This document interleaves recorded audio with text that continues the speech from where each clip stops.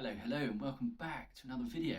This one, carrying on with my S tier films, the best films I saw in 2025. In this one, we've got some action, drama, and absolute cinema.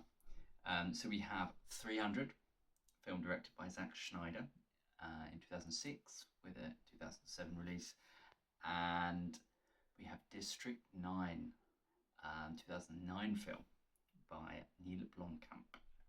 So yes, two films that I really appreciate. District 9, I've had more of a historical appreciation for it, more broadly as a film, the setting, the main actor and the main character, let's say Vickers van der Merwe. And then with 300, there's something about Leonidas and Gerard Butler going, "This is Sparta," and just kicking him off the thing that's just, even after all these years, this is the first time I'd watched it last year for many years, and just the whole presentation of the film, the sort of the comic-y, novel-y, graphic novel presentation of it is so unique and distinct.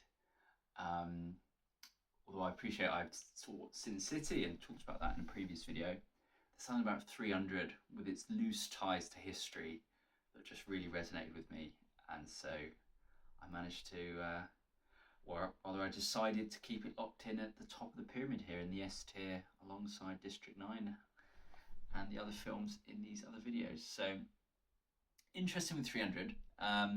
It's another kind of film that's kind of low ranked in relation to my own estimation of it. It's got a Letterboxd score of 3.4, Rotten Tomato critics at 61%, so again barely above iRobot. Rotten Tomato users, I suppose I'm a user, at 89%, so a huge disparity there between critics' approval and user approval. And then we've got IMDb at 7.6 out of 10. So yeah, this one, Zack Snyder, in his earlier days, I think his debut was 2004 with Dawn of the Dead, from what I've just been reading. And this was sort of a 2006 release. Gerard Butler is in here. I've always kind of enjoyed him in everything he's been in, to be honest, every time I've seen him perform. And it's just something about the gravitas and of his performances that I really sort of charms me. So yeah, I think he's brilliant. And here's Leonidas. We've got a young Fassbender in here as well, Michael Fassbender in here. I've completely forgotten he was in this film. So enjoyed his performance as well. David Wenham as the narrator does a good job. Lena Headey as the Queen of Sparta.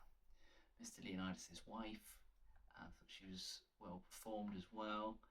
And yeah, Dominic West, Vincent Regan. I must admit, I don't know a lot of these actors in here. I'm going to be completely frank, Miller, with you. I'm going to be completely frank and say I don't know a lot of these actors in here. I haven't seen them, at least to my knowledge, in a lot of other films.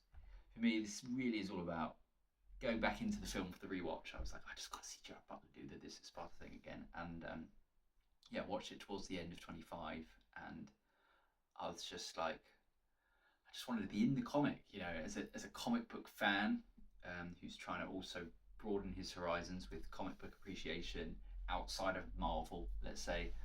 Yeah, this is like just such a wonderfully crafted film.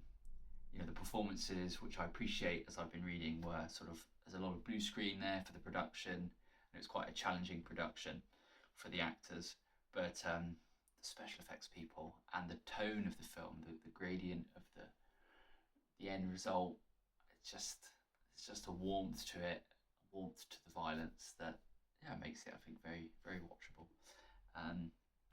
So it came in 117 minutes, so again it gets a little bit of an extra brownie point from me because it comes in under 2 hours. And yeah, this for me is an S tier film. I really enjoyed this, and I appreciated the fact that it's more than just the "This Is Sparta" moment, which is the iconic moment that I'd always reflect on. And I think anyone who'd seen that around that time, if I would have been around 14, 15, it just became a part of mid 2000s culture. I think at least it felt like it within my social circles. Having a look at this film, it comes in with a $65 million budget and $468 million.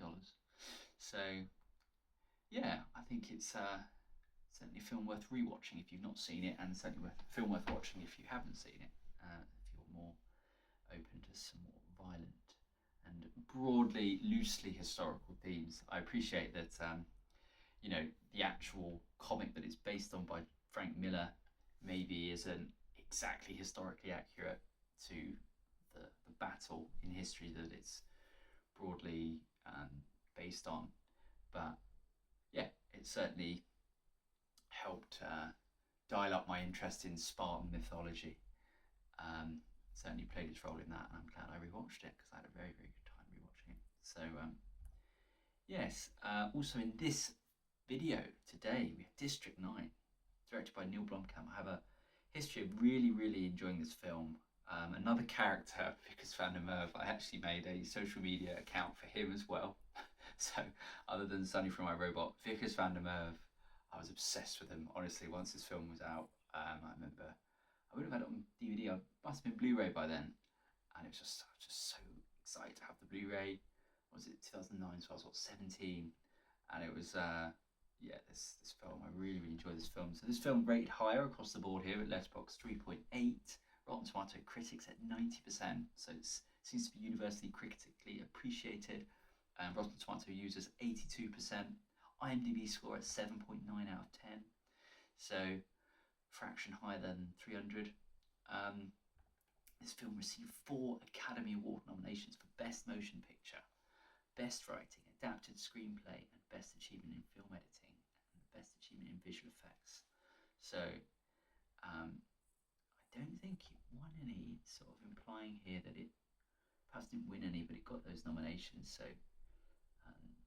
bravo to District 9 for just getting recognised at the Academy Awards. I don't think, from my knowledge of when I was just doing the research here, that that 300 got any recognition from the Academy Awards, but it's probably not the end of the world.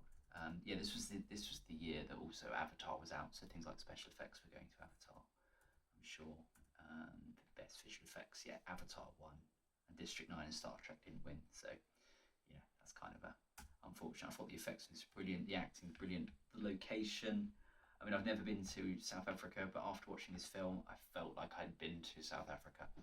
And yeah, I had so much fun with Sharlto Copley's performance as Vickers, and the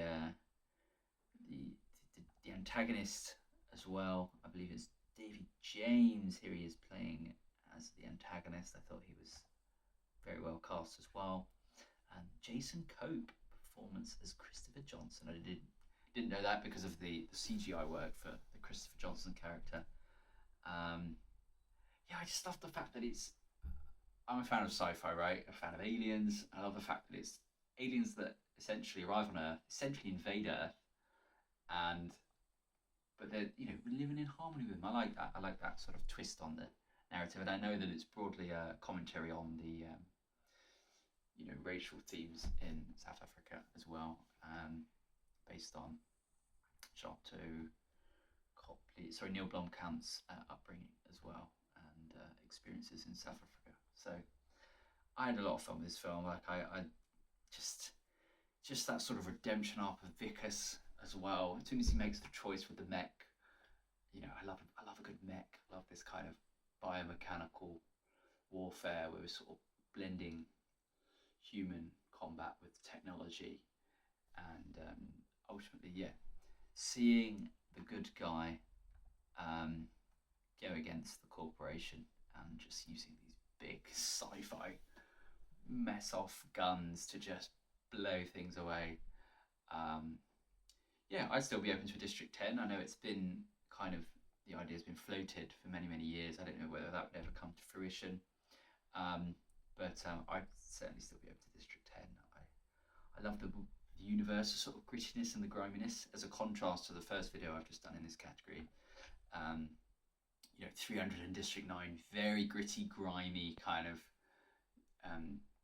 presentations in terms of the location and the times that they're set in relation to the future setting of the other movies. So yeah, I love this film. I love the character of Vickers, and watched it last year, and I believe I watched this one.